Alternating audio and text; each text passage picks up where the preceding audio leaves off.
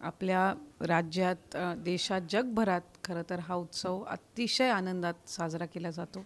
यंदाच्या वर्षीपासून सरकारने याला राज्य महोत्सव म्हणून, उत्सव म्हणून सुद्धा घोषित केलेला आहे. त्यासहित जबाबदारी वाढली आहे, कारण पर्यावरणपूरक गणपती मूर्त्या असतील, आरास असेल, या सगळ्या गोष्टींकडे अधिकाधिक प्राधान्य देण्याची सुद्धा गरज ही निश्चितपणाने आपल्या सगळ्यांनाच आहे. पण आज सामच्या कार्यालयामध्ये येऊन इथे दर्शन घेऊन मनापासून आनंद झाला.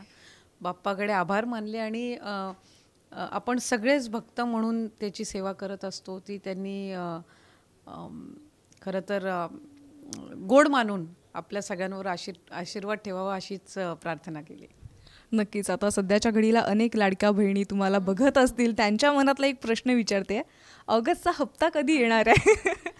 लवकरच ऑगस्टचा हफ्तासुद्धा त्यांच्या खात्यामध्ये वितरित होईल आणि लाडकी बहीण योजना अशाच पद्धतीनं यशस्वीरित्या चालू ठेवण्याचा महायुतीचा सरकारचा संकल्प आहे आणि तो कुठेही खंडित होऊन देण्याचं उद्दिष्ट हे शासनाचं नाही आहे. त्याच्यामुळे तुमच्या माध्यमातून लाडक्या बहिणींना मला आश्वासित करायचं आहे की आपला जो लाडक्या बहिणीचा जो काही लाभ आहे तो अशाच पद्धतीनं नित्यनियमाने आपल्याला सुरू राहणार आहे. नक्कीच. लाडकी बहीण योजना नेहमीच चर्चेचा विषय असते आणि विरोधक नेहमीच वाट बघत असतात कधी बातमी मिळते आणि नेहमी वारंवार काही ना काहीतरी टीका करतच असतात. नुकतंच आपण एक घोषणा केलेली होती, 2100 रुपयांची हप्त्यामध्ये वाढ होणार आहे. तर ती वाढ कधी होणार आहे? कारण की अजूनही 1500 रुपयांचाच हप्ता येतोय. नाही, खरं तर आमच्या घोषणापत्र जे महायुतीचं असतं किंवा जाहीरनामा असतो त्याच्यामध्ये 5 वर्षाच्या कालावधीचा आमचा जो जाहीरनामा आहे तो निवडणुकीच्या कालावधीमध्ये घोषित केला जातो आणि त्याच्यामध्ये 2100चं आश्वासन हे महायुतीच्या वतीने दिलं गेलं होतं आणि ते नक्कीच आम्ही योग्य वेळी पूर्ण करणार. सध्या प्राधान्य हे योजना नियमितपणाने लाभार्थ्यांपर्यंत लाभ पोचवण्यासाठी आहे. ज्या वेळेला योग्य वेळ असेल त्यावेळेला नक्कीच 2100चा लाभ हा लाडक्या बहिणींपर्यंत पोचवला जाईल. सगळ्या लाडक्या बहिणी याची वाट पाहत असतील नक्कीच. पण जसं टीका होत्या त्याच्यामध्ये एक टीका अशी होती की लाडकी बहीण योजनेचा भार सरकारच्या तिजोरीवर आता पडतोय. हे कितपत खरं आहे?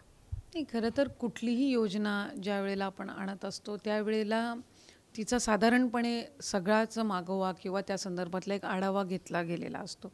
ज्या वेळेला लाडकी बहीण योजनासुद्धा सरकारने आणली त्यावेळेला त्या संदर्भातले सगळ्या ज्या बाबी आहेत त्याच्यावर विचार करूनच ती योजना आणलेली होती. किती भार येणार आहे, तो कशा पद्धतीनं आपण म्हणजे साधारणपणे त्याचं नियोजन करणार आहोत, या सगळ्या बाबी निश्चित करूनच ही योजना आणली गेलेली आहे.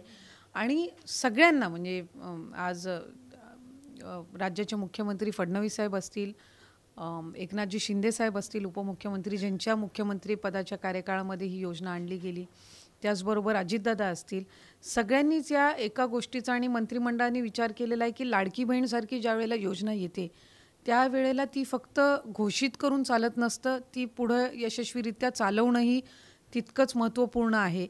आणि त्याच्यामुळेच आम्ही 1 वर्ष आत्ताच पूर्ण केलं खरं तर ऑगस्ट महिन्यामध्ये आणि ती पुढे चालू ठेवण्याच्या दृष्टिकोनातून जे जे काही नियोजन आहे, उपाययोजना आहेत, या सरकारने केलेल्या आहेत.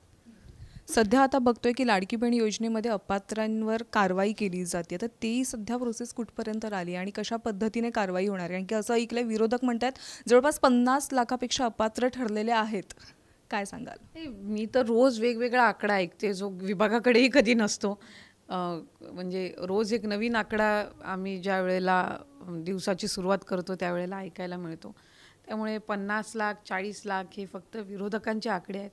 आम्ही आज ज्या वेळेला ही योजना आणली होती त्यावेळेला सुद्धा 2 ते 2.5 कोटीपर्यंत याचे लाभार्थी असतील. आपल्या लोकसंख्येचं मूल्यमापन आणि त्या निकषामध्ये जे काही घटक बसतात त्याच्यातून जो अंदाज लावला होता तो त्यानुसार होता आणि साधारणपणे त्या रेंजमध्येच लाभ हा गेल्या अनेक महिन्यांपासून सुरू आहे.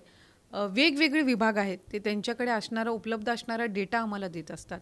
त्या डेटाचं आम्ही क्रॉस व्हेरिफिकेशन करतो. जसं कृषी विभाग असेल, अन्न व नागरी पुरवठा असेल, माहिती तंत्रज्ञान विभाग असेल, सामाजिक न्याय विभाग असेल, सगळ्या विभागांकडून आम्ही त्यांचा जो डेटा असतो तो आम्ही मागवतो, त्याला मॅच करतो. कारण सुरुवातीपासूनच निकष आहे की एक तर शासकीय कर्मचाऱ्यांनी याचा लाभ घेऊ नये हे सुरुवातीपासूनचं निकष आहे. दुसरं 2.5 लाखापेक्षा कमी उत्पन्न असणं.